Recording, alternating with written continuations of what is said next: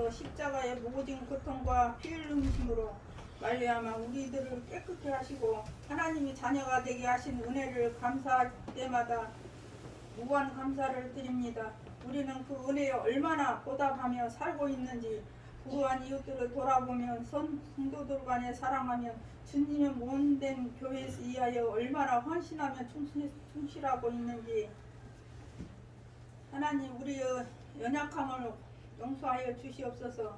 특별히 고난주간을 맞이하여 한 주간 새벽기도를 드리려고 합니다. 우리 성교회 성도들의 새벽기도를 통하여 주님의 기쁘신 사랑을 깨닫게 하시고 조금이나마 그 고난에 동참하는 마음으로 한 주간 경건하며 생활할 수 있도록 은혜 베풀어 주시옵소서.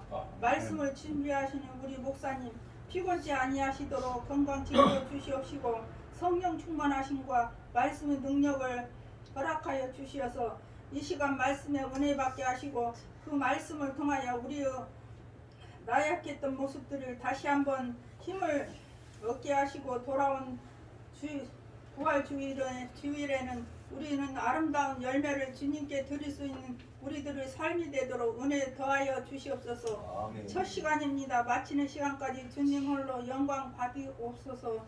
날 구원하신 예수님 이름으로 기도드리옵나이다. 아멘. 네, 감사드립니다. 이 시간 함께 은혜 나눌 말씀 오전 시간에 이어서 마태복음 21장 6절에서 11절까지의 말씀을 보도록 합니다. 오전에 이어서 마태복음 21장 6절에서 11절까지 우리 교대로 있습니다. 다 찾으셨습니까? 6절 제가 먼저 읽습니다. 제자들이 가서 예수의 명하신 대로 하여 낙지와 양식을 끌고 와서 자기들의 겉옷을 그 위에 얹으매 예수께서 그 위에 타시니 무리의 대부분은 그 겉옷을 길에 펴며 다른 이는 나무가지를 베어 길에 펴고 앞에서 가고 뒤에서 다른 무리가 소리질러 가로되 호산나 다윗의 자손이여 찬송하리로다 주의 이름으로 오시니여 가장 높은 곳에서 호산나 하라. 예수께서 예루살렘에 들어가시니 온 성이 소동하여 가로되 이는 누구냐 하거늘 우리가 가로되 갈릴리 나사렛에서 나온 선지자 예수라 하니라. 아멘. 예. 오전에 1절 5절을 통해서 그 메시아 예언의 그 성취에 대하여 살펴봤습니다. 구약 성경 스가랴 9장 9절의 그 예언이 마침내 오늘 예수님께서 승리의 입성을 하심으로 이 예언이 성취가 됐습니다. 자, 그런데 문제는 사람들이 즉 백성들이 메시아에 대해서 잘못된 생각을 하고 있었던 사실. 그러니까 메시아관이 잘못되어 있음을, 즉 오해되어 있음을 오늘 말씀을 통하여 바로 잡아야 되겠습니다. 오늘 제목은 그래서 6절 11절 오해된 메시아 승리의 입성 두 번째 시간으로 오해된 메시아라는 제목으로 오늘 말씀을 보도록 합니다. 자, 6절 같이 있습니다. 제자들이 가서 예수의 명하신 대로 하여. 아멘. 예, 예수님이 뭐라고 명하셨어요? 저기 가서 나귀 새끼 하나 끌고 오라고. 근데 누가 물으면 주가 쓰시겠다라고. 아이, 그렇게 명령을 내리셨죠. 그랬더니 이제 제자들이 그 말씀에 순종하여 갔습니다. 그래서 명령하신 대로 했어요. 근데 마가복음 11장 4절에 보면 이 6절 말씀이 어떻게 기록되어 있느냐? 제자들이 가서 본즉 나귀 새끼가 문 앞 거리에 메어 있는지라. 이렇게 마가복음 11장 4절에 똑같은 내용인데 이렇게 약간 달리 기록되어 있습니다. 나귀 새끼가 문 앞 거리에 메어 있다고 했습니다. 바로 이것은 마가복음 자체의 그 내면적인 성격과 교회 역사가 증거하는 대로 아마도 마가복음의 내용적인 증거자인 베드로의 그 생생한 목격 증거를 그 베드로가 본 그대로 그 목격한 증거를 생생하게 아마 나타내는 것이라고 이렇게 우리가 짐작할 수 있습니다. 이 마태복음에 그냥 제자들이 가서 예수의 명하신 대로 했다 그러는데, 마가복음은 그야말로 마가가 옆에서 베드로 사도의 그 행한 것을 그대로 지켜봤기 때문에 생생한 목격이 여기 마가복음 11장 4절에 나오는 겁니다.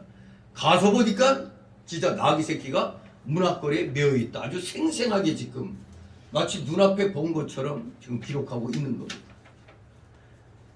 그러면은 제자들이란, 보냄을 받은 두 제자들이란 분명히 그 중에 하나는 틀림없이 누구? 베드로라는 것을 알 수가 있는 것입니다. 그렇다면 또 한 사람 누굴까? 다른 경우에서 미뤄볼 때 요한이었을 것이다, 이렇게 보는 겁니다. 그러니까 이 예수님 명령대로 따라간 사람은 베드로 사도와 요한 사도 두 사람일 것이다, 그렇게 우리가 짐작할 수가 있겠습니다. 자, 정말로 순종해서 갔더니 정말 나귀 새끼가 문 앞에 딱 하니 메어져 있습니다. 7절 있습니다. 나귀와 나귀 새끼를 끌고 와서 자기의 겉옷을 그에게 얹으며 예수께서 그에게 하시니. 아멘. 예. 다른 복음서들이 증거하는 대로 예수님께서는 나귀에 타신 거요, 나귀 새끼에게 타신 거요? 나귀 새끼에 타신 것이죠. 지금 나귀와 나귀 새끼를 끌고 왔다고 그랬잖아요. 이 젖먹이 단계인 나귀 새끼는 어미 젖을 먹어야 되니까 그 어미도 같이 와야 되는 거예요. 하지만 어미에 탄 게 아니라 그 나귀 새끼에 타신 겁니다. 그리고 제자들이 자기들의 겉옷을 그 위에 얹었다는 것은 그냥 앉기는 불편하죠. 그 나귀 이 등뼈 이게 좀 딱딱하니까 아마도 말한장 같이 안장을 대신하도록 하기 위해서 자기들의 겉옷을 거기에다가 딱 걸쳐 놓은 것입니다. 바로 우리는 이러한 사소한 이 사도들의 행동을 통해서라도 할 수 있는 대로 어떻게든지 그리스도를 영화롭게 해야 돼요. 할 수 있는 대로 어떻게든지 그리스도에 대하여 우리가 최선을 다해야 된다는 걸 보여주고 있는 겁니다. 그래서 예수님을 영화롭게 하기 위해서 심지어 우리의 겉옷이나 우리의 장식물들을 벗어버리는 건 그건 바로 우리가 할 부분이죠. 이건 예수님이 하시는 게 아니라 가르침받은 우리가 알아서 하는 겁니다. 그냥 새끼만 끌고 와라 했다고 새끼만 딸랑 끌고 가면은 거기에 말 타려고 해도 말 한 장이 있어야 타듯이 여기에도 뭔가 좀 부드럽게 해줄 게 필요하단 말이에요. 그건 예수님이 말씀 안 하셨죠? 야, 끌고 올 때 그 나귀 새끼 등에 니들 겉옷을 걸쳐라, 그런 말 안 했어요. 그런데 스스로가 이렇게 자기들의 겉옷을 벗어서 안장 대용을 한 겁니다. 사실 이 당시에는 옷이 귀하잖아요. 옷이 귀하기 때문에 죽은 사람도 옷까지 벗겨서 입는 그런 상황의 시대였잖아요. 근데 자기들의 겉옷을 주님을 위해서 이렇게 말한장 대용으로 내줬다는 겁니다. 열왕기하 9장 13절에 보면은 옷을 펴서 벗어가지고 편다는 것은 왕으로 영접하는 바로 그런 태도라고 합니다. 진실로 예수님의 제자들은 예수님을 왕으로 펴서 왕으로 여겨서 지금 영접하고 있는 겁니다. 그래야 우리 주님께서는 이 제자들의 그 정성에 의해 어린 나귀 새끼, 아직 안장도 없는 짐승을 엉덩이가 아플 수 있는데 제자들이 겉옷으로 그것을 커버해 주는 바람에 이렇게 안장도 없는 짐승이었지만 제자들 덕분에 이렇게 큰 어려움 없이 예루살렘으로 들어가셨습니다. 교통수단이 발달한 오늘날의 상황과 매우 다르죠. 하지만 우리 주님께서는 분명히 우리가 이걸 통해서 알 수 있는 것은 예수님 자신이 직접 갖고 다니는 자기 소유, 또는 제자들이 또 돈을 모아서 뭐 공동으로 한 어떤 말이나 뭐 이런 나귀, 이런 게 하나도 없었다는 겁니다. 자기 소유 혹은 공동소유의 말이나 낙이 한 필도 없었다는 사실입니다. 야, 이렇게 이적을 베풀고 다니시면서 엄청난 센세이션을 오늘날로 말하면 불러일으켰는데, 오늘날 유명한 부흥 강사들 가면은 어때요? 옛날에 저 이단이 되기 전까지는 엄청나게 그냥 뭐 사람들을 현혹시켰던 그 누구예요? 저 박장로라는 사람. 한강 배사장에서 집회할 때 세상에 한번 집회하고 나면은 이런 자루로 수십 자루가 그냥 돈과 이 기금속 이런 게 한강 배사장에서 그 집회하면은 이게 그냥 몇 다발이나 나오는지 모르는데 엄청나게 많은 돈과 이 기금속 같은 게 이 자루에 그냥 그렇게 담길 정도였다는 겁니다. 그런 걸 생각하면 우리 예수님 보면 한번 기적을 일으킬 때마다 사람들이 아마 이런 데는 여기 성경에는 표현되어 있지 않지만 아마 많은 사람들이 살해하려고 아마 갖고 왔을 거예요. 예수님 드리려고. 하다못해 제자들 주려고. 근데 대부분 보면은 가룟 유다, 그러니까 기본적인 어떤 그 경비 정도는 아마 받은 것 같죠. 왜냐하면 그 헌금에 관한 그 관리를 가룟 유다가 했단 말이에요. 그러니까 가룟 유다는 한 100만 원이 들어오면 10만 원은 인마에 포켓하고, 이러다가 돈이 쌓이니까 그 돈으로 몰래 공개된 시장 가면은 걸리니까 비공개 시장 가가지고 밭을 사놨잖아요. 그러니까 예나 오돌이나 이 뒤로 빼내는 데 일가견 있는 사람들이 꼭 있어요. 정말 그런 걸 보더라도 일반적으로 예수님과 그 따르는 제자들은 눈으로 볼 때는 가진 게 없이 돌아다닌 것을 볼 수가 있어요. 하다못해 마차라도 끌고 다니면 좀 편하잖아요.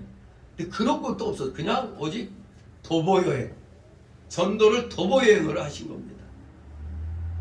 정말로 부유하신 우리 하나님의 아들, 이 세상의 모든 것이 그의 소유이셨던 우리 예수님이 지극히 가난한 자의 걸음을 걸으셨다는 것을 우리가 분명히 알면 오늘날 목사들이 정말 회개할 게 굉장히 많죠. 조그만 뭐 기도해 주면은 뭘 갖고 오라, 뭘 바쳐라, 뭐 이런 거 많잖아요. 그리고 뭐 안 내면은 기본적인 어떤 그런 상식이 없는 것처럼 또 이렇게 공격을 하고 또 그러는 게 있죠. 정말 오늘날에 특히 대형 교회는 뭐 한 달 사례비가 뭐 몇천만 원인 사람도 있다고 그러더라고요. 에이 뭐 돈 1,000만 원이겠지 그런데 우리 같이 교제하는 목사님이 부흥에 또 많이 다닌 분인데 뭔 소리야 이거 5천만 원씩. 와 참 이 상상을 초월하는 거죠. 에이 이거 과장이겠지. 뭔 소리냐 과장 무슨 과장. 아무튼 지금도 좀 유명하고 뭐 하면은 막 돈 보따리 싸들고 다니는 사람들이 있는데 예수님 때도 분명히 그러한 사람이 있었을 텐데도 아마 예수님이 철저하게 꼭 필요한 것들만 이렇게 아마 받도록 한 것 같아요. 전혀 안 받은 건 아니죠. 증거는 가룟 유다가 지 뒷공무니로 그 뒷돈 챙긴 거 보면 받긴 받았는데 필수적인 건 그 선에서만 받은 것 같습니다. 여기 보면은 절대 하나도 없는 거 아니에요. 도리어 야 가서 낙이 끌어올 때 이 돈을 주인에게 주거라 이런 말도 안 했잖아요. 그러니 없었던 겁니다. 이때는 그냥 그런 것도 별로 없었어요. 정말로 예수님께서 하나님이신 예수님이 남의 것 빌려가지고 타고 올 정도라니 정말로 가난한 자의 그 걸음을 걸으신 것의 모범이었습니다. 그렇기 때문에 오늘날 우리 제자된 우리들의 삶이 어떠해야 되는가는 뭐 자명한 거 아닙니까? 분명한 거 아닙니까? 그런데 우리는 어떻습니까? 겸손과 가난에 처하기보다는 높은 자리와 부유한 자리를 더 좋아하지 않는지.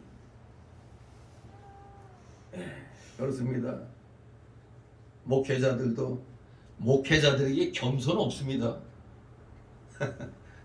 접수도 그래요. 어디 가서 목사들 모임에 이렇게 있을 때 저도 어느 정도 되니까 이제 증경노회장도 뭐 되고 하니까 거기 가면은 이쪽으로 앉으세요 하고 다 일어나가지고 이렇게 안내한단 말이에요. 이쪽으로 앉으시라고.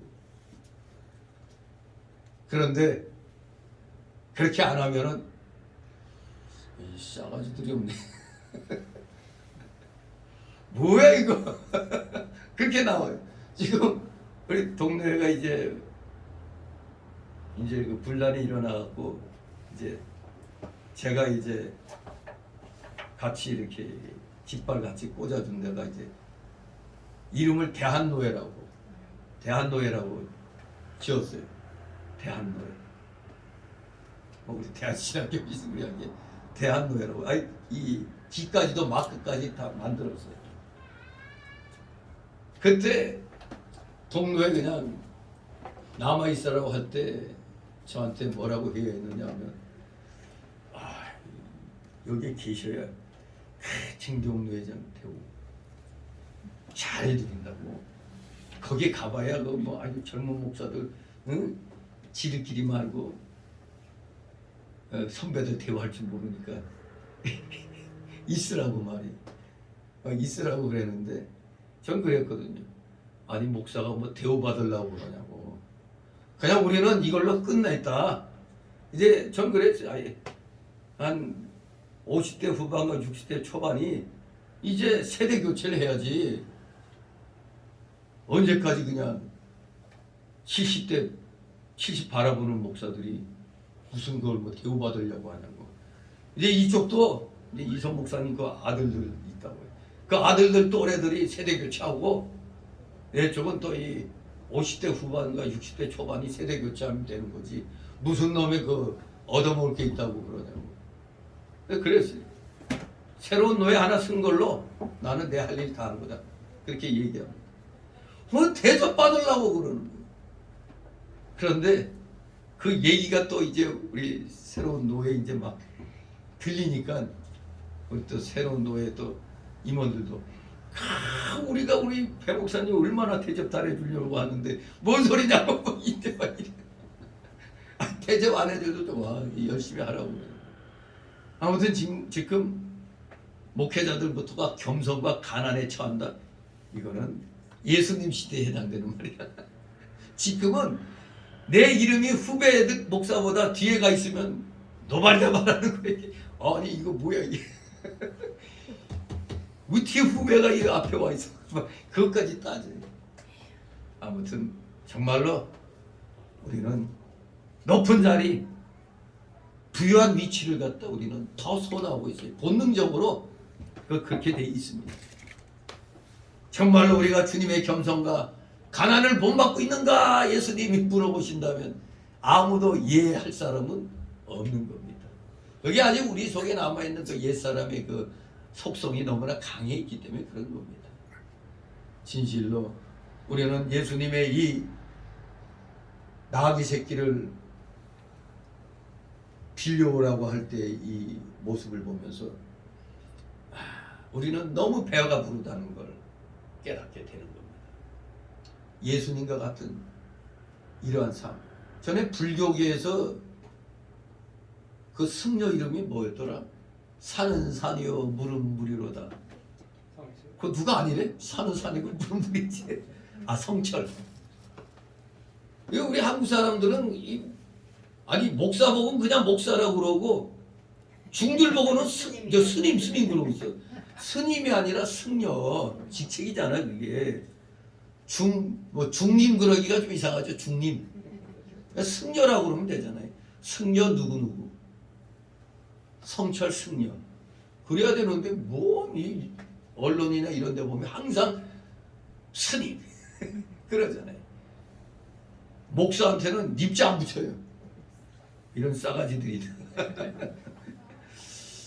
아무튼 우리는 알게 모르게 예수님이 우리에게 가르치시는 것과는 반대의 일을 우리는 많이 가고 있다는 건 부인할 수가 없는 겁니다. 아무튼 끊임없이 예수님의 이 공생애를 살펴보면서 어떻게든지 우리가 이 겸손의 이 자세는 우리가 결코 잃어서는 안 된다는 걸 분명히 우리는 마음에 새겨야 되겠습니다. 8절 11절입니다. 무리의 대부분은 그 겉옷을 길에 펴며 다른 이는 나뭇가지를 길에 펴고 앞에서 가고 뒤에서 따르는 무리가 소리질러 가로되 호산나 다윗의 자손이 찬송하리로다. 주의 이름으로 오시는 이여 가장 높은 곳에서 호산나 하리로다. 예수께서 예루살렘에 들어가시니 온 성이 소동하여 가로되 이는 누구뇨 하거늘 우리가 가로되 갈릴리 나사렛에서 나온 선지자 예수라 하니라. 지금 이 장면은 예수님이 왕의 자격으로 예루살렘에 입성하시기 때문에 모든 백성이 우리 예수님을 왕으로 영접하는 그러한 모습입니다. 심지어 다른 사람들은 나뭇가지를 베어다가 길에 쫙 펴놨습니다. 그러면서 뒤에서 따르고 앞에 서서 가면서 마치 호위하는 것처럼 해가지고 아주 에스코트하는 거예요. 그냥 그러면서 호산나 호산나 하면서 찬송을 했습니다. 여기에 이 나뭇가지란 아마 종려나무 가지로 우리가 분명히 알 수 있습니다. 왜? 종려나무 가지는 승리를 상징하기 때문에. 그래서 우리가 오늘 종려주일이라고 얘기하는 겁니다. 나뭇가지를 베어서 앞뒤로 쫙 해가고 예수님을 따르면서 호산나 하고 그냥 찬송하면서 따르니 승리. 왜 종려나무 가지를 베어가지고 깔아놨느냐? 승리를 상징하는 거기 때문에 그렇습니다. 승리의 상징. 호산나. 호산나가 뭐죠? 뜻이? 구원하소서. 그렇죠. 저희를 구원하소서. 우리를 구원하소서. 원컨대 구원하시옵소서라는 뜻입니다. 우리말 버전으로 말하면 이걸 뭐라고 그러죠? 예수님 만세. 예수님 만세. 우리 그 만세 삼창 잘하잖아요. 만세. 예수님 만세. 대한독립 만세. 이렇게 하는데 이제 대한독립이 아니라 대한민국 만세예요. 대한민국 만세. 이게 호산나예요. 호산나. 그런데 이 정말 호산나 호산나 하면서 이 백성들이 에스코트 하면서 이렇게 쫙 갈 때 얼마나 폼나겠어요. 이거 진짜 아주 폼날 겁니다. 아니 너무나 놀랍고도 장엄한 그런 모습인데 이 호산나를 갖다 이상하게 자기의 그 세를 유지하려고 호산나라는 그런 또 단체를 만든 자가 있어요. 누구? 저 소씨요. 소씨. 저 강돌이 있죠. 강돌이. 강돌이. 참. 난 맨 처음에 호산나라고 그래. 호산나를 갖다 뭐 조직해서 뭐 한다길래 또 그래도 목사라고 구원하소서 이걸 가지고 호산나라고 지었나보다 했더니 웬걸 이게 뭐여? 에? 호남 사람들의 모임이었어. 그게 알고 봤더니 호산나 호가 호남 호자야.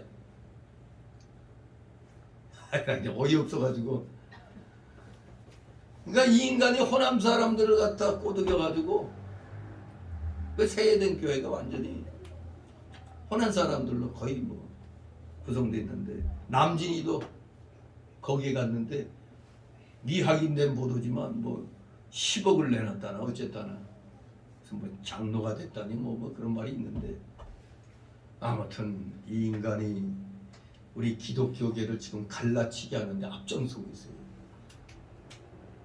4월 9일 부활주일날 대부분 교회들이 이제 정가호 목사하고 그 한 교회들은 대부분 주일날 오후는 거기에서 이제 광화문에서 주일 부활주일 예배 드린다고 했는데 보면은 여러 그 교단의 총회장들 뭐 이런 사람들하고 다 해서 이제 거기서 하기로 했는데 이 이용훈 목사도 소강석이하고 뭐 같이 하기로 했다가 정광 목사가 노발대발 하니까 놀래가지고 어휴 같이 안 한다고. 또 통합측 총회장도 그렇고 합동측 총회장도 놀래가지고 그런 행사인 줄 몰랐다고 같이 안 한다고 말이에요. 또 통합 측에서 자기네 합동 측 이름을 거기다 올려놨다고 고소하니 어쩌니 그런 말까지 났어요. 아무튼 저 소씨하고 저거 같이 무슨 평화 퍼레이드 하는 거 안 한다고. 저 인간이 북한에 한 6번 정도 갔다 온 줄 알았더니 20번까지 갔다 왔다는 말이 있어. 그러니까 정광훈 목사가 대담회 하면서 흘러가는 말로 자식이 있는지도 모르지. 그런 말로 흘리더라고. 20몇 번 갔다 왔다니. 양떼 몰고 가겠다. 그래 저놈. 북한에 양떼 몰고 가겠대. 정주행이가 소떼 몰고 가는 것처럼. 참네. 지금 다 같이 뭐 평화 행진하고 종전협정 뭐 이거 정말 저 거기에 끼인 목사들은 병신 중에 상병신이야. 저것들. 대가리가 아니라 돌이에요 돌. 머리도 아니고 대가리도 아니야. 종전협정, 평화협정 맺는 순간 무슨 일이 일어난다고? 주한미군 철수란 말이에요. 끝나는 겁니다. 저 정신 나간 합동측 총회장이 정광훈 목사한테 근데 종전협정, 평화협정 좋은 거 아니냐고. 그러니까 이 사람이 그냥 목사들이 그 의미도 모르면서 그런다고 말이에요. 이렇게 목사들이 역사 공부를 안 하는 사람들이 많아요. 역사 의식이 없는 목사들이 태반입니다. 이게. 그러니까 지금 기독교계가 북한의 지령에 의해서 기독교계가 지금 소시 같은 인간들을 통해 갖고 지금 막 갈라치기로 나가는 겁니다. 지금 기독교가 그래서 세상에 이때까지 없었던 부활주일날 예배가 그냥 사방으로 갈라져 버렸어요. 지금 기가 막힌 꼴이 되어버렸습니다. 정말로 모이면 우리가 예수님 만세 구원하소서 이렇게 외쳐야 될 우리가 지금 마귀 사상 따라가는 놈이 있지 않나. 또 그냥 정광훈 목사 혼자 설치는 거 꼴보기 싫다고 또 지길 가는 사람 있고. 그래서 우파는 분열로 망하고 그럼 좌파는 뭘로 망해? 부패로 망하는 거예요. 좌파는 공통점이 부패예요. 부패. 여기 오늘 그 혁명이라고 나온 이 예배지 그 안에 보면은 지난 시간부터 이제 이 공산주의 여기에 대해서 얘기를 하고 있죠. 자본주의 약점, 빈부의 격차가 크지만 장점은 경제적 발전이고 가난을 모면하고 물질적 유함을 가질 수 있는 게 자본주의 그 체제거든요. 그러나 한 세기 동안 구소련과 중국은 사회주의 공산주의를 실험했지만 다 결과는 실패였어요. 바로 중공이 수정주의를 택했잖아요. 안 그랬으면 중공 지금 북한과 똑같았을 겁니다. 그런데 공산주의는 이 땅에 어마어마한 기록을 세웠죠. 대량 살상, 대학살. 기가 막혀요. 특히 구소련 같은 경우 보면은 원래 그 러시아 그 볼셰비키 혁명이 1917년도에 일어났는데 1936년에서 38년 2년 사이에 1917년 10월 혁명 이전에 공산당에 입당한 사람이 90%하고 그 후에 입당한 사람 50% 그리고 무려 놀라운 거 군 장성의 60%가 어떻게 됐다고? 처형당. 세상에 이 공산주의는 죽이는 겁니다. 공산당에 입당한 사람 90%가 죽고 또 그 후에 입당한 사람 50%가 죽고 심지어 군 장성 60%가 죽었다니. 이런 공산주의 이런 걸 추구하는 자들을 추앙하고 따르는 저 소씨 같은 저게 목사입니까? 북한을 갖다 도와주자고 도와주지 못해서 안달난 저 인간이 제정신인 거예요, 그게? 어떻게 그런 엉터리에는 그 교인들이 많아. 그리고 교인들은 많죠. 성도는 없는 겁니다. 참 성도는 얼마 없어요. 그냥 우리가 남이가 이런 식으로 세상에 예수 믿는 사람들이 무슨 놈의 고향 따지고 학교 따지고 그래요. 정신 나간 목사입니다. 그거는 목사가 교회에서 자기 출신 지방 사람들을 다 불러들이고 이게 웃기는 거 아닙니까? 교회는 그런 거 없잖아요. 교회는 누구든지 어디든지 예수 열심히 믿는 사람들이 모이는 곳입니다. 그런데 무슨 놈이 자기 고향 따지고 그러고 있어요. 미친 인간입니다. 정말로 우리는 여기 예수님을 호위하여 들어가는 이 백성들처럼 우리의 입에서 나오는 것은 오직 예수님 만세 호산나 찬송밖에 없는 겁니다. 놀라운 이 장엄한 모습 지금 눈앞에 그려지지 않습니까? 많은 사람들이 몰려 나와가지고 예수님을 앞뒤로 호위하면서 호산나 호산나 부르면서 예수님은 또 왕으로 나귀를 타고 평화의 왕으로 당당하게 촥 입성하는 이 모습, 그야말로 놀라운 장면입니다. 그런데 이제 내일부터는 무슨 일이 일어나요? 분노하시는 예수님의 모습이 바로 고난주간 첫날부터 그냥 시작되잖아요. 다 그냥 엎어버리는. 우리 예수님도 인성으로 볼 땐 성깔 있죠. 저 앞에서 이제 좌판 깔아놓고 장사하는 거 다 엎어버리는 거예요. 더구나 대제사장의 허락을 받아가지고 말이 장사하는 사람들 다 엎어버리는 데다가 채찍까지 들어가지고 한성깔 하십니다. 우리 예수님도. 우리 예수님도 이 성경에 어긋난 이 모습을 보면 분노하시는데 왜 우리 기독교인들이 무조건 사랑이다. 사랑 이면에는 뭐가 있어야 돼요? 하나님의 공의가 있어야 돼요. 공의. 하나님의 공의와 사랑이 같이 굴러가는 거예요. 자동차 앞바퀴 뒷바퀴가 있어서 같이 돌아가야지 앞바퀴만 있어서 가는 게 아니잖아요. 다 있어야 돼요. 바로 하나님의 사랑과 공의라는 것이 앞뒷바퀴가 있어서 같이 나아가는 건데 오늘날의 정신 나간 목사들은 맨날 사랑만 외칩니다. 아, 원수까지 사랑하라고 하지 않았나. 이런 헛소리 하는 자들 너무나 많이 있습니다. 진실로 우리는 진리에 입각하여 하나로 뭉쳐야 되는 겁니다. 진리를 사랑하는 자들은 진리 안으로 모여야 되는 겁니다. 다른 여상한 그 인간적인 사랑을 외치는 자들은 우리에게 낄 수가 없는 겁니다.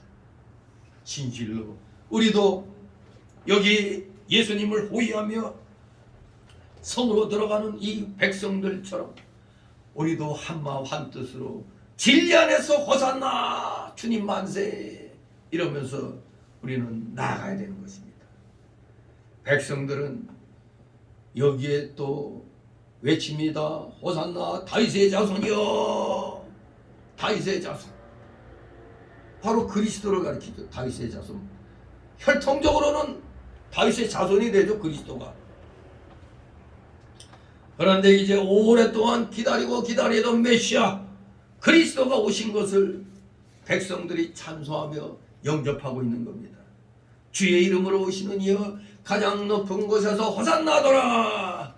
그렇습니다. 그리스도가 오심으로 하늘에서도 호산나라고 할 것입니다. 원컨대 구원하옵소서.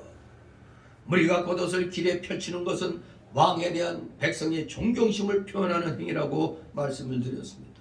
무리들의 대부분은 예수님을 유대인의 왕으로 여기며 환영하며 기뻐하는 것입니다. 호산나 원컨대 이제 구원하옵소서 구원하소서 이런 의미로 구약의 시편의 마지막 부분들에 할렐루야로 시작하는 시들의 하나의 내용이 바로 호산나입니다. 구원하소서. 시편의 마지막 부분들에 쓰이는 말들. 할렐루야로 시작하는 시들에 있어서 하나의 내용이 바로 이 호산나입니다. 호산나 시편 118장 26절. 그야말로 예루살렘 온 성은 소동하였습니다. 엄청난 거 아닙니까? 엄청난 센세이션을 일으키고 있는 겁니다. 가는 곳마다 예수님이 기적을 일으켰잖아요.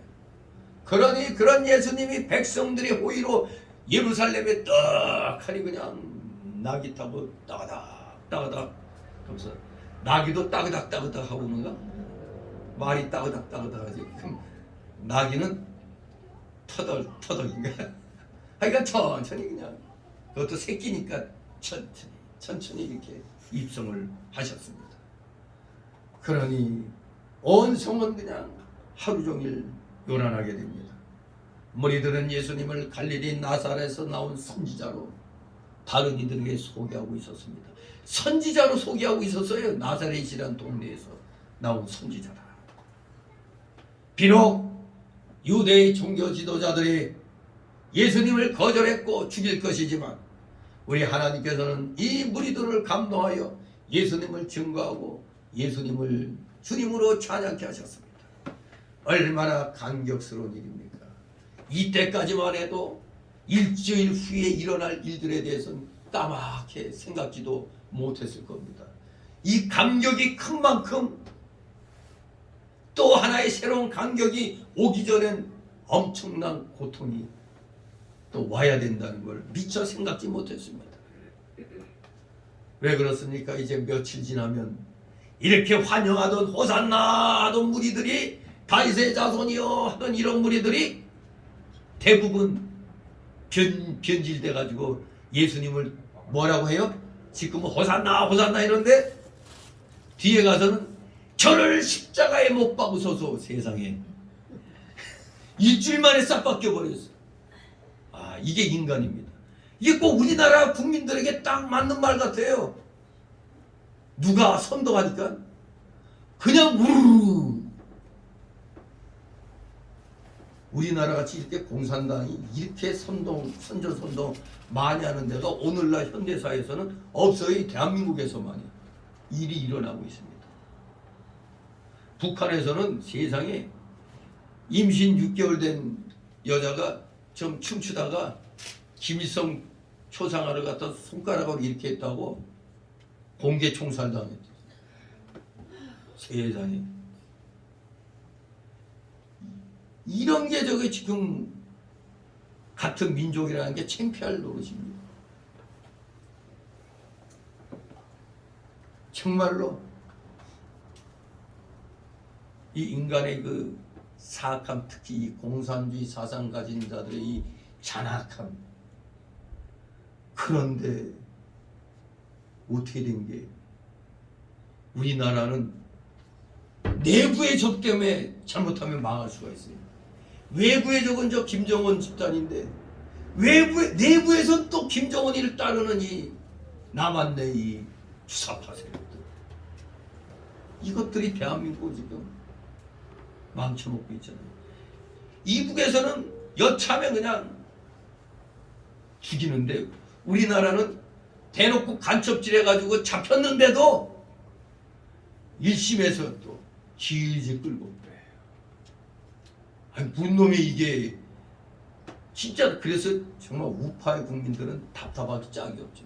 아니 저놈들은 어떻게 된 게, 분명히 죄목이 저렇게 많은데 판사라는 놈 새끼들이 무죄. 이거 기가 막힌 거 아닙니까? 이 비정상적인 거죠. 이게 있을 수 없는 일이 이 나라에서 자꾸 일어나는 게 이거.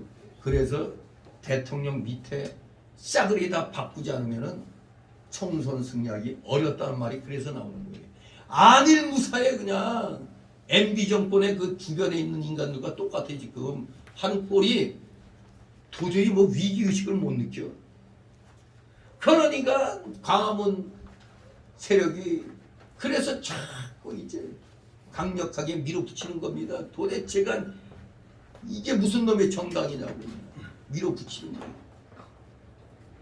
뭐 투쟁력 있는 놈이 없어. 이러니까 안 되겠다. 자유통일당. 모조리 또 내년 총선 앞두고 나 또 국힘당에 입당해가지고 그냥 국편 후보들 바로 이렇게 내세워야 돼. 김재원이가 왜 수석 최고위원이 됐는데 그 선거하기 전에 4등이었잖아. 4등 떨어지기 십상이었어. 근데 광화문에 나와가지고 한번 인사를 또 그날 저도 이제 나가서 뭔 소리 하나 들어봤는데 그래도 열심히 그냥 뭐 이제 하겠다고 막 그래가지고 우리와 같은 박수를 받더니 세상에 투표하는 날 1위가 돼버렸네. 김기현이도 마찬가지예요. 근데 저놈이 좀 이상한 짓거리 하는 거예요. 광화문 세력이 힘을 북돋아줘가지고 대표로 밀어버렸는데 멍청한 게 또 은근히 광화문 세력을 쳐내려고 하고 있어요. 그러니까 우파는 분열로 망한다는 게 그거예요. 자기보다 좀 이런 세력이 있는 팀을 쳐내. 왜? 자기들의 기득권을 침범할까 봐. 이게 문제. 이래서 망하는 거예요, 우파는.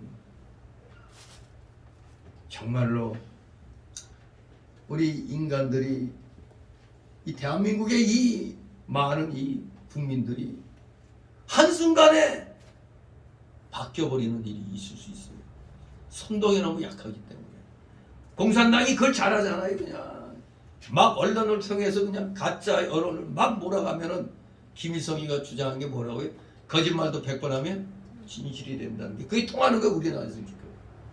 사람들도 에이 그럴 리가 없어요. 뭐 조작이지 하다가 계속 모든 언론이 그냥 막 여론몰이 여론세가 이렇다 하니까 그런가?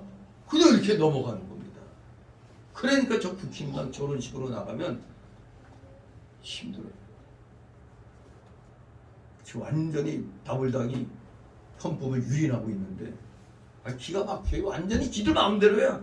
뭐 외교 협정도 뭐 먼저 국회 아래에서 하도록 하는 법을 또 만들고 완전히 이것들 지금 헌법 유린하고 있습니다. 이놈들 완전히 대통령의 외고권까지 박탈하려고 그러고 대법원장 임명권까지 박탈하려고 그러고 이건 지들 멋대로 이거. 그러니까 이걸 바로잡으려면 우파가 200석을 해야 돼요. 정광훈 목사가 뭐 할 일 없어갖고 그 얘기하는 게 아니에요. 이때까지 잘못 만들었으니까 싹 바꿔야 되기 때문에 200석이 필요한 겁니다. 아무튼 우리 선동에 연약한 대한민국 국민들이 자칫하면은 여기 예수님을 호위하던 호산나 이 군중들이 다 며칠 만에 5일 만인가? 5일 만에 십자가에 못 박으셔서 이렇게 바뀌어버리는 겁니다. 예수님을 환영하던 우리가 졸지에 180도 딱 돌아서 가지고 십자가에 예수를 못 박으라고. 이거 유다 국민들이 우리 대한민국 국민들하고 심성이 비슷한가 봐. 에? 정말로 인간의 이 변덕, 이 악한 이 마음들, 뭐 옛날 일 같지가 않아요. 이게 예수님 시대의 일 같지가 않고 바로 이것이 오늘날 우리에게도 그대로 일어나는구나. 언제는 저 사람 잘한다고 잘한다 하다가 돌아서서 죽여라 이렇게 되는 거예요. 기가 막히죠. 이것이 바로 변태무쌍한 우리 인간의 마음이며 믿을 수 없는 사람의 말인 겁니다. 그러니 목사들이 특히 명심해야 될 건 뭐 했다고 잘한다 한다고 그냥 우쭐하면 안 되는 거예요. 항상 겸손하게 이게 진리의 말씀에 어긋나나 안 어긋나나 그것이 기준입니다. 교인들이 그런 말 했더니 좋아한다고 잘한다고 한다고 그것만 찾아서 하면은 목사가 아닌 거죠. 싫어해도 이게 진리의 말씀이면 그냥 하는 겁니다. 귀에 거슬려도 해야 되는 거예요. 거슬려도. 왜냐? 인간의 마음은 순간순간 바뀌어요. A라는 목사를 따르던 교인들이 한순간에 A 목사를 버리고 B 목사한테로 가. 이게 비일비재한 것입니다. 믿을 수 없는 겁니다. 그래서 사람은 예레미야서에서도 믿지 말고 어떻게 하라고요? 사랑하라고 그랬어요. 사랑하면 조건이 없잖아요. 그러나 믿으면 내가 믿고 너를 했는데 네가 이룰 수 있느냐 이렇게 나가잖아요. 다 내가 너를 믿고 이렇게 했는데 어떻게 네가 나를 배신하느냐 이렇게 나가잖아요. 그냥 사랑하면은 그래 배반할 수도 있지. 그렇게 넘어갈 수가 있어요. 그래서 우리는 사람을 믿지 말고 사랑해 주라고 그랬어요. 사랑하라. 그렇기 때문에 주의 종들은 오직 그냥 이 교인들을 그냥 사랑해 주면 되는 겁니다. 사랑해 주면 돼요. 믿지 말고 사랑하라는 겁니다. 물론 이 사랑에는 믿어주는 게, 그러니까 속을 줄 알면서도 믿어주는 게 또 들어가겠죠. 그러나 배신한다고 미워하지 말라는 겁니다. 그냥 사랑해 주라는 거죠. 사람들이 자신을 존경한다고 너무 강경할 것도 없고 멸시한다고 해서 너무 낙심할 것도 없다 이겁니다. 오직 하나님이 주신 사명에 목회자들은 그저 충실하기만을 힘쓰면 되는 겁니다. 그러면 하나님이 세워주시는 거예요. 그죠? 세상 사람들은 경우에 따라 상황에 따라 주의 종을 높여주기도 하고 낮추기도 하고 존경하기도 하고 천대하기도 하는 겁니다. 사람은 시시때때로 바뀌는 겁니다. 그런데 예나 지금이나 똑같은 심성을 가진 사람이 그 당시에 우리 주님께 그러했더라면 그의 종된 우리에게도 마찬가지로 또 사람들은 그럴 수가 있다는 겁니다. 충분히 그럴 수가 있다는 겁니다. 우리 그 박근혜 대통령 탄핵 때 보세요. 그 전까지는 어디 가서 무슨 선거, 저 권성동 이놈도 봐 가운데서 왔대도 탄핵하는데 앞장섰는데 그 전에는 가는 데마다 박근혜하고 같이 악수하고 찍은 사진들 그냥 여기저기 어딘가 가면 박근혜하고 찍은 사진을 걸고 막 그랬잖아요. 그런데 하루아침에 이게 샥 바뀌잖아요. 정치인들을 믿을 놈이 하나도 없구나 알 수가 있잖아요. 정말로 사람을 믿지 말고 사람을 사랑하라고 하신 그 말씀의 뜻을 우리가 잘 알아야 되겠습니다. 오늘 여기 예루살렘 성이 소동했습니다. 수많은 백성들이 예수님을 앞뒤에서 호위하면서 호산나 다윗의 자손이여 외치니까 도대체 누구냐 물어봅니다. 그럴 때 무리가 뭐라고 대답했어요?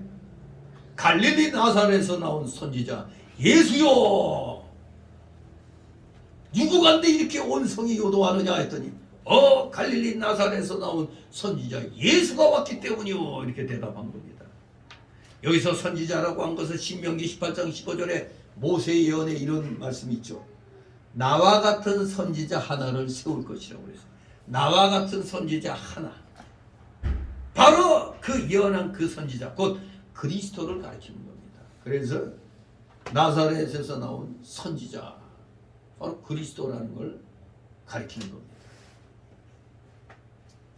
그러므로 모세에게 허락하신 선지자 즉 그리스도가 오셨다는 말입니다. 그리스도에게는 선지자권, 제사장권, 왕권이 있다고 그랬죠. 삼직이 있었다고 그랬죠.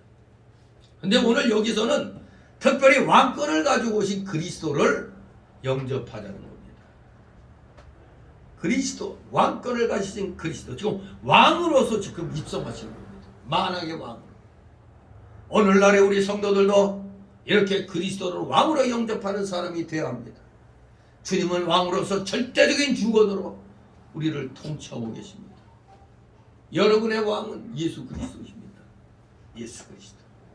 우리를 원수에게서 보호하여 주시고 우리에게 필요한 모든 것을 공급하여 주십니다. 예수님은 영원한 영적인 왕이시요 또 우주의 왕이십니다.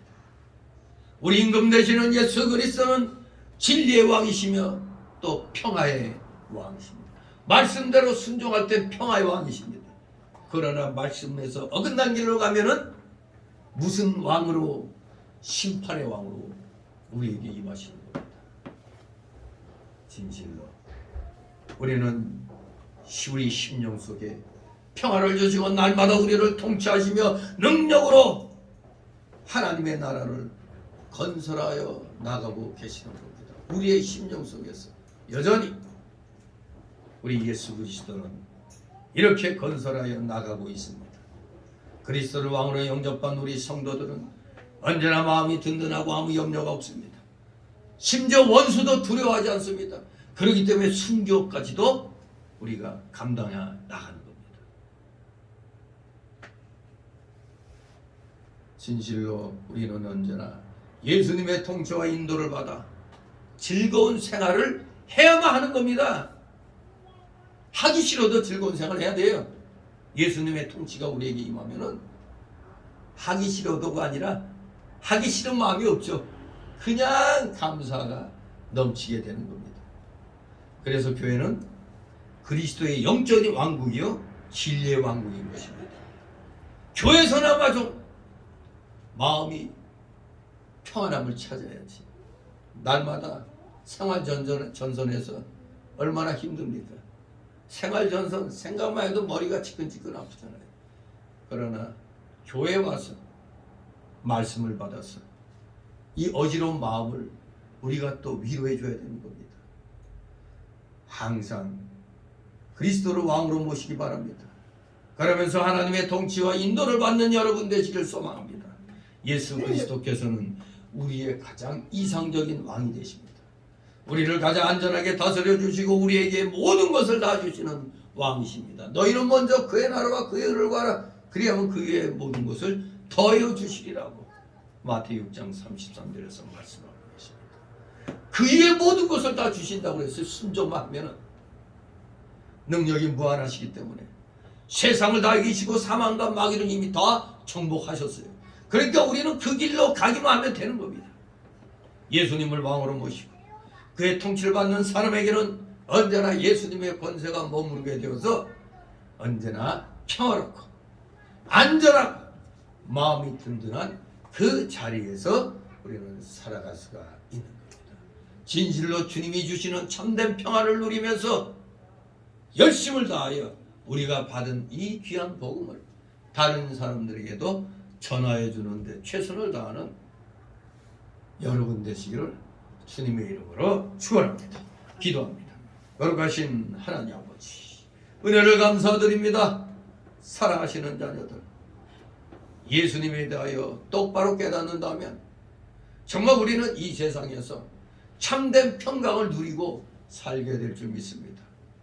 구약 때 이스라엘 백성들은 그저 예수님이 오시면은 이 세상 모든 나라의 왕이 되셔갖고 자기들을 이 땅에서도 온전하게 완전하게 평화롭게 복되게 그렇게 살게 해주는 것으로 믿었지만 사실 우리 예수님은 영적인 왕으로 오셔서 마귀 사탄의 권세를 물리쳐 주시며 어떻게 보면 표면적으로는 이 세상의 그 물질 세계하고는 좀 다른 그야말로 영적인 면을 우리에게 선물로 주신다는 것을 우리는 미처 깨닫지 못해서 그저 예수님이 왕으로 오셔서 모든 악한 것들 다 물려쳐 주시고 이 땅에서 우리에게 참된 그런 평화의 그런 상황을 주님이 만들어 주실 것만 지금 요구하고 있는 줄 압니다. 그러나 우리 이 땅에서는 예수님의 이 왕국은 서서히 지금 이루어져 가고 있습니다. 영적인 왕국은 아직도 예수님 재림 때까지 계속될 줄 믿습니다. 우리 진실로 주님이 다시 오시는 그날까지 최선을 다하여 자기 욕심 버리고 늘 겸손함으로 하나님께 영광 돌려드리는 데 있어서 부족함이 없는 자들 다 되게 하여 주시옵소서. 감사드리며 예수 그리스도 이름으로 기도드리옵나이다. 아멘. 같이 찬송가 487장 487장 찬송입니다.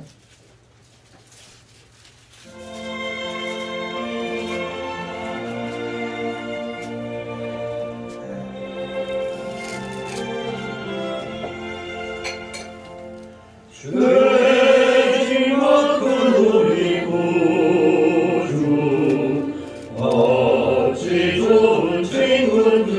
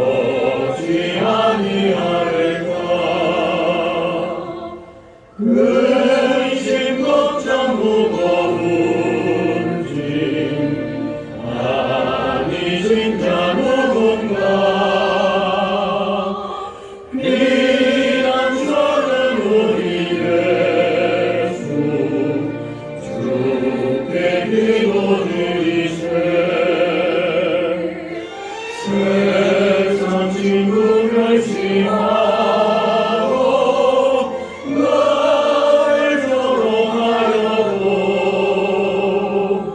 내 손톱에 안기어서 참을 미워하겠네.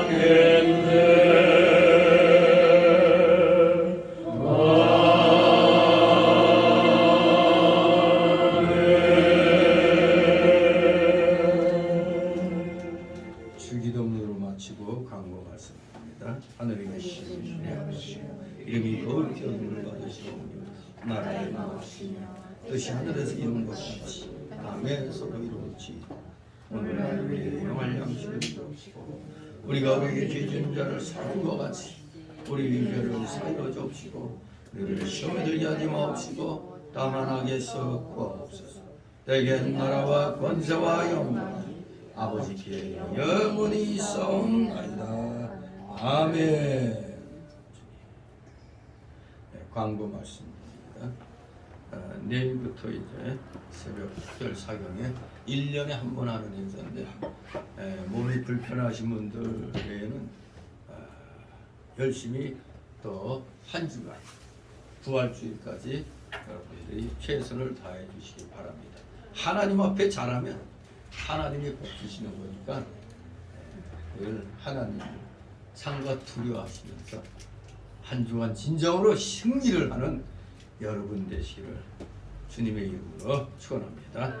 자, 오늘 수고들 하셨습니다.